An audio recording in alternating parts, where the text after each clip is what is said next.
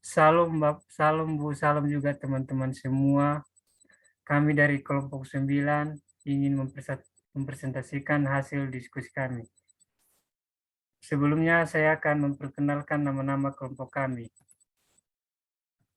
Yang pertama, Damai Putrajaya, SNPM 1952-0294, atau saya sendiri. Nomor 2, Giri Nicola Marpau, 1952-0040. Yang ketiga, Iwin Tampu Bolon, 1952-0019. Yang keempat, John Hans Simanulang, NPM 1952-0009. Baik, saya akan mulai untuk mempersingkat waktu. Materi kami pada hari ini adalah kepabeanan dan bea cukai, tips impor, dan barang dari Cina. Peraturan kepabeanan dan cukai, terbukanya perkembangan perdagangan internasional melalui perjaringan regional, bilateral, dan multilateral sangat berpengaruh terhadap perekonomian setiap negara untuk dapat menyesuaikan dengan perjanjian internasionalnya yang telah disepakati, mengaplikasikan dan pelaksanaan sistem kepabeanan sehingga dalam transaksi perdagangannya memberikan kepercayaan kepada masyarakat internasional dan memberikan kepastian hukum yang dituntut oleh pelaku jasa kepabeanan. Perlunya perubahan sistem hukum kepabeanan dalam memberikan kepastian hukum untuk memberikan pelayanan kepada publik. Penyesuaian yang harus dilakukan dengan penyelenggaraan kepabeanan yang berlaku secara internasional. Kepabeanan dan cukai adalah suatu pengetahuan praktis yang perlu dipahami guna menunjang pembangunan nasional di segala bidang, terutama di bidang ekonomi. Hal ini dikarenakan kepabeanan dan cukai selalu ada di semua pelabuhan, baik di laut maupun udara, dan tempat-tempat yang terdapat kegiatan pemungutan bea masuk dan bea keluar yang tersebar di seluruh tanah air Indonesia. Kepabeanan dan cukai adalah dua jenis pajak tidak langsung yang dikelola oleh Direktorat Jenderal Bea dan Cukai. Bea dalam bea cukai semula ada dua, yaitu sebagai berikut. 1. Bea keluar yang dikenakan terhadap barang-barang keluar dari Indonesia ke luar negeri atau barang-barang ekspor. 2. Bea masuk yang dikenakan terhadap barang-barang masuk dari luar negeri ke Indonesia atau barang impor. Pada tahun 1957, bea keluar dihapus dengan surat Dewan Moneter bulan Juli 1997 yang bertujuan untuk mendorong ekspor karena pada saat itu negara mendefisit neraca perdagangan atau volume ekspor jauh lebih rendah daripada volume impornya. Oke, halaman selanjutnya akan dilanjutkan temanku, yaitu Gary. Saudara kami Gary, dipersilakan. Baiklah, saya akan melanjutkan. Tarif Indonesia dan peraturan pelaksanaan, yaitu Ordonansi Bea Cukai. Hal yang pertama kali mengenakan pemungutan bea cukai masuk dan bea keluar di Indonesia pada masa kekuasaan Belanda, yaitu POC, yang terbentuk Serikat Dagang India, adalah Gubernur Jenderal JPZ Coen pada tanggal 1 Oktober 1620. Peraturan pabean pada waktu itu dikeluarkan dalam bentuk pengumuman dan plakat-plakat. Pada tahun 1800, POC menyerahkan kekuasaannya kepada pemerintah Belanda karena mengalami kebangkrutan.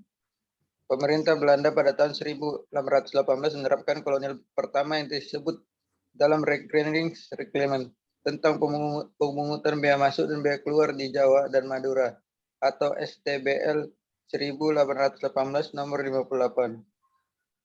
Dalam pasal 6 ditetapkan bahwa bea masuk dan bea keluar harus dibayar atas semua barang-barang dagangan yang dimasukkan atau dikeluarkan atau dari Jawa dan Madura dengan pengecualian yang dibebaskan menurut reglemen ini dan dengan peraturan atau petunjuk yang akan ditetapkan lebih lanjut. Aturan pelaksanaan. Aturan pelaksanaan yaitu terdiri dalamnya Undang-Undang Tarif Indonesia atau Inset Tarif Wet 1872. Ini dilengkapi dengan aturan pelaksanaan yaitu sebagai berikut. A. Ordonansi bea atau OB. Lalu B. Reglemen E. C. Peraturan Pemerintah Nomor 1 Tahun 1982 dan petunjuk-petunjuk pelaksanaan yang berupa surat-surat keputusan. D. Instruksi Presiden nomor 4 tahun 1985 dan petunjuk-petunjuk pelaksanaan yang berupa surat-surat keputusan. Oke, selanjutnya akan dilanjutkan oleh teman saya. Tips impor barang dari Cina. Cara impor barang dari Cina ke Indonesia, pahami langkah sebelum transaksi yaitu. Cara impor barang dari Cina ke Indonesia dapat dilakukan dengan berbagai langkah yang mudah. Negara Cina merupakan mitra dagang terbesar Indonesia. Sejak dulu, negara kita sering mengimpor berbagai barang produk dari Cina, termasuk juga makanan dan minuman, baik itu melalui jalur perdagangan, angkutan udara, ataupun laut. Seperti diketahui, Cina mampu memproduksi barang dengan biaya yang rendah, tapi dengan kualitas yang layak digunakan. Selain itu, barang yang dihasilkan dijual dengan harga yang terjangkau, sehingga saat ingin dijual lagi, pebisnis masih bisa mendapatkan untung.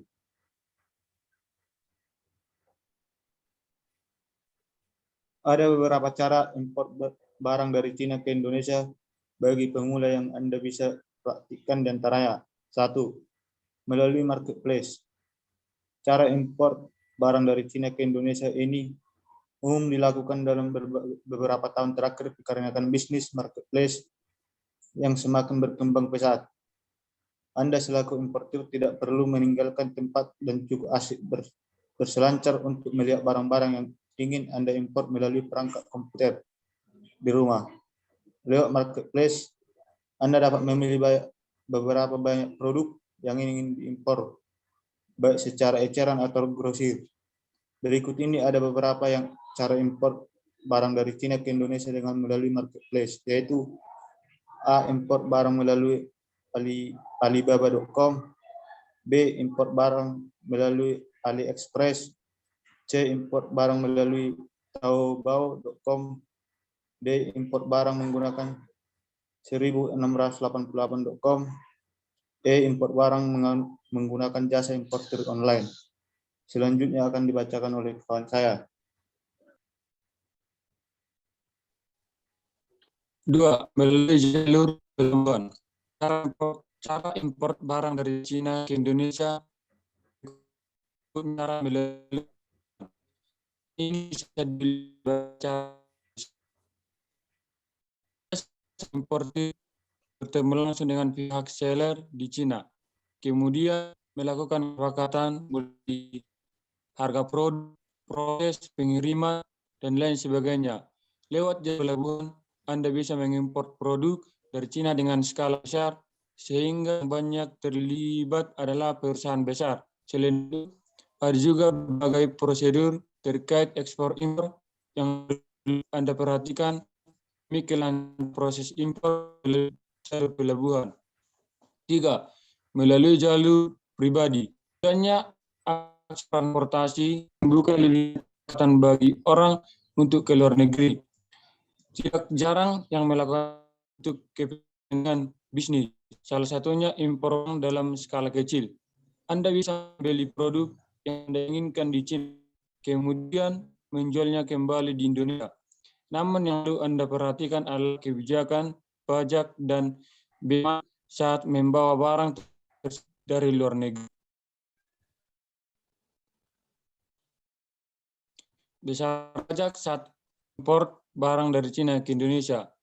1. Berdasarkan peraturan Menteri Keuangan PMK nomor 109 atau PMK 2019 cukai dan pajak atas impor barang untuk pembelian barang di atas $3 Amerika Serikat akan dikenakan masuk dan impor. Besarnya tarifnya 7% yang merupakan total dari masuk sebesar 7,5%. Pajak pertambahan nilai atau PPN sebesar 1% dan penghasilan atau PPH 0%. 2. Namun tarif untuk produk-produk seperti sepatu dan tekstil memiliki tarif yang berbeda. Untuk tas, tarif biaya masuknya sebesar 15 sampai 20%. Untuk sepatu sebesar 25 sampai 30%, dan untuk produk tekstil sebesar 15 sampai 20%. Sementara itu, tarif PPN-nya sebesar 10% dan PPh sebesar 7,5% sampai 10%. Baik teman-teman, itu tadi hasil diskusi kami. Jika ada kesalahan kami mohon maaf dan kami ucapkan terima kasih. Shalom. Shalom.